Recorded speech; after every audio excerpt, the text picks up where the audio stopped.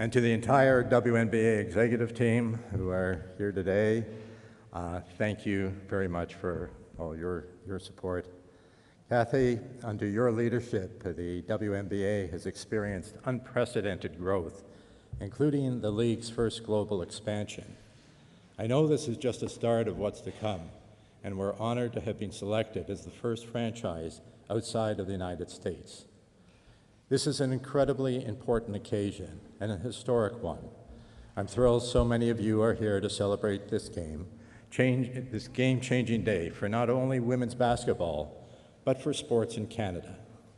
Thank you, Prime Minister Trudeau and Minister Coltreau over there, thank you. Premier Ford and Minister Lumsden, and Mayor Chow and Deputy Mayor Malik.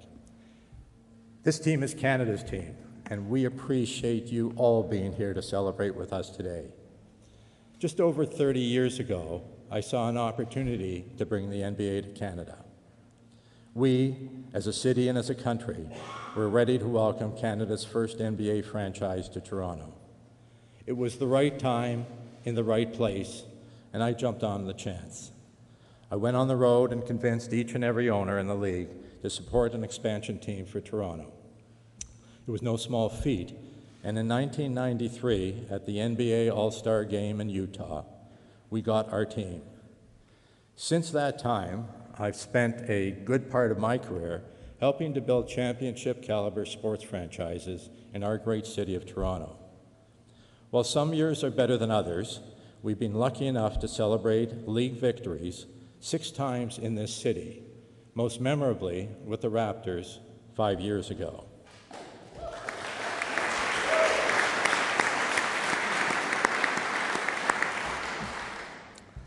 Seeing the pride of our teams bring not only to Toronto sports fans, but to fans across the country is remarkable. More importantly, though, I've seen how our teams inspire future generations to play and grow into a better version of themselves through the skills and discipline learned through sport. I've referenced Nelson Mandela's famous quote many times. Sport has the power to change the world. It has the power to inspire. It has the power to unite people in a way that little else does. It speaks to youth in a language they understand. Sport can create hope where once there was only despair. It is more powerful than government in breaking down racial barriers. It's this that drives my passion and commitment to sports in this country and this city. It's the legacy I want to leave for our next generation. For years, young girls in basketball have been inspired by some of the NBA greats. Michael Jordan, Kobe Bryant, DeMar DeRozan, Kyle Lowry, who is with us here today. Thank you, Kyle. Jamal Murray and SGA. But these young women never saw someone like themselves on the brightest stage playing the sport they love. Now, the WNBA has changed all that. And today, we're changing that here in Canada. Our team will complete the pathway for women in this country. They will see heroes that look like them in person and on the air all summer long. They'll gain inspiration from Asia Wilson, Diana Taurasi, Brianna Stewart, and Kia Nurse. They can see that the sport they play as girls and as women is just as important and worth investing in. Because the more we all recognize value and potential of women's sports, the closer we get to a more equitable future in the world of sports. So today, we're here because once again, we were in the right place at the right time. And that's entirely because of the talent, hard work, and perseverance of many women in this room today. Thank you.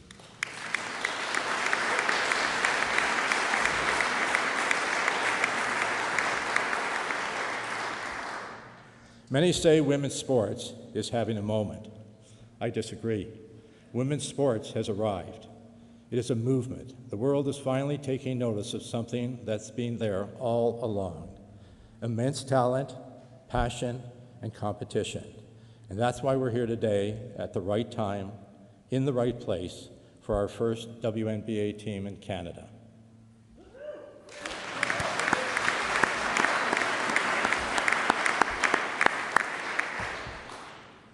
want to say a few words about our franchise.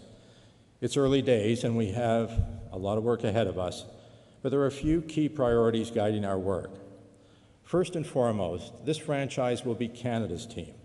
While our home base will be here, right here, Coca-Cola Coliseum at Exhibition Place in Toronto, we will play games in Vancouver and Montreal throughout the season, uniting the country behind our franchise and inspiring pride and passion in fans from coast to coast. We will always be committed to providing a world-class player and personnel experience for all who represent our city and country through this team. We know that investing in our players is paramount to their success on and off the court. This means an investment in expert staff, state-of-the-art facilities, and creating an unmatched home court advantage that raises the bar for every franchise in the league. It also means welcoming them to Canada and making it feel like home. One more priority worth mentioning today: it's important for us to invest in communities across the country, because success is not just about the players and the team, but is also about ensuring a purpose-led legacy. Our players will serve as inspirational role models, both on and off the court, and we will be committed to making a positive impact in our communities across the country. I've talked a lot today about the historic opportunity ahead of us, and I'd like to take a moment to thank a small group of people without whom this would never have been possible. Ivan Gazidis, president of Kilmer Sports Ventures; Teresa Resch, who will be taking on the role of team president;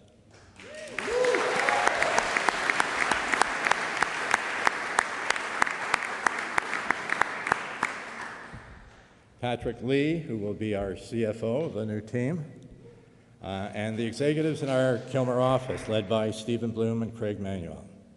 You have all been instrumental in getting us to this point.